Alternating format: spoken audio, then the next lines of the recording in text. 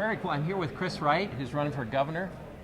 And Chris, we had a couple of questions for you. Appreciate you visiting our Lincoln Day. Yeah. So let me just hit you with a couple of questions. Yeah, quickly. bring it. I love questions. So what do you think about Governor Parsons sending Missouri National Guard troops to the border to help? I actually am very supportive of it. The one thing that I'm a little disappointed in is that we took so long to do it. This has been a problem for 3 years. We've had our National Guard availability for years, and I just think we should have done it sooner. Well, so you would continue that? Oh, I would send more. You would send more? Absolutely. You got to cut the snake off at the head. So, Chris, as governor, what would you do to protect the Missouri State Constitution from frivolous or thoughts or changes that weren't well thought out? I don't know that I can do it alone by myself. I mean, that's why we've got legislators that are trying to get IP reform. You know, we've got other people that's kind of what their job is. At the end of the day, whatever it takes to protect it, I'm going to do. Perfect. Are you concerned that changes might occur that would be not in the best interest of the state of Missouri and its residents? If we get abortion on the ballot, the sanctity of life is over in Missouri. That's Kansas City, St. Louis, they've got the numbers. Columbia, the Democrats, the people that do not like life, that are very open about how they are anti-life, they're pushing to win. They're fighting hard. And gosh, if we don't get some things changed, abortion is going to be legal in Missouri, unfortunately.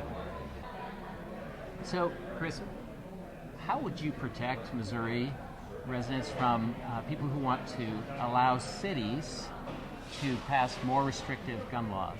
I mean, so currently, as I understand it, cities are prohibited from passing laws that contradict state law, that place additional restrictions.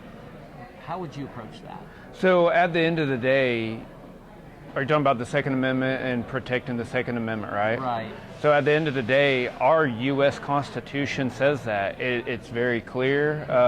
As far as cities, if we've got cities that are trying to come in and change the Constitution, change the law, you know, I'm a very big believer. If you want effective change and you want to hurt somebody or something and get effective change or have them stop doing dumb stuff, you affect their pocketbook. So we have cities that are going to try to change the Constitution with the example that you're given.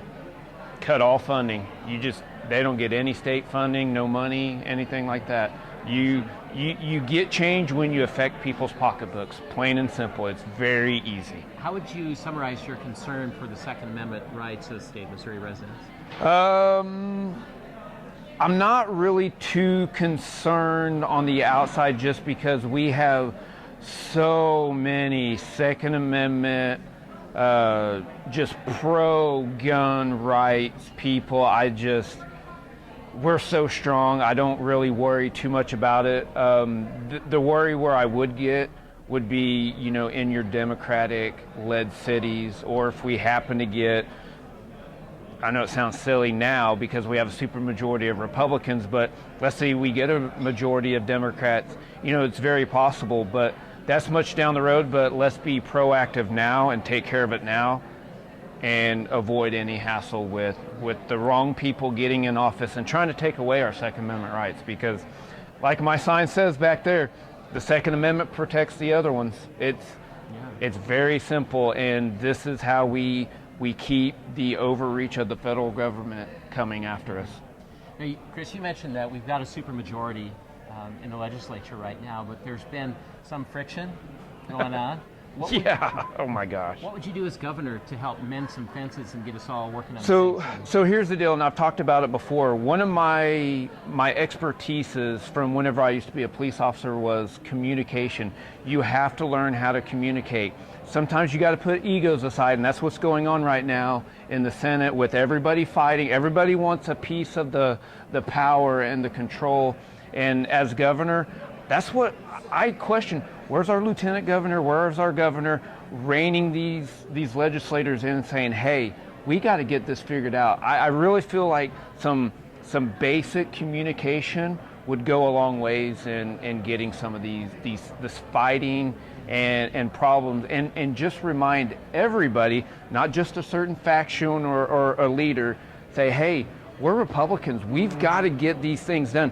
And also remind them, hey, as important as, say, initiative petition reform, as important that is, there's 100 other things that are very important that are getting held up in the legislature. I mean, this isn't rocket science, and sorry, I'm going on a tangent, but hopefully I answered your question. You did, thank you.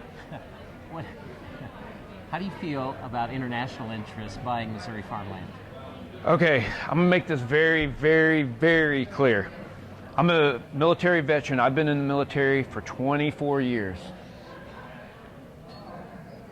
There is no business for any international, foreign, whatever to come in and buying up a bunch of land. But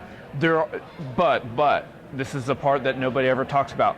However, we do have foreign-owned companies already in Missouri that are doing very, very good things for Missouri, like Anheuser-Busch. How much tax revenue does Bush bring into the state of Missouri?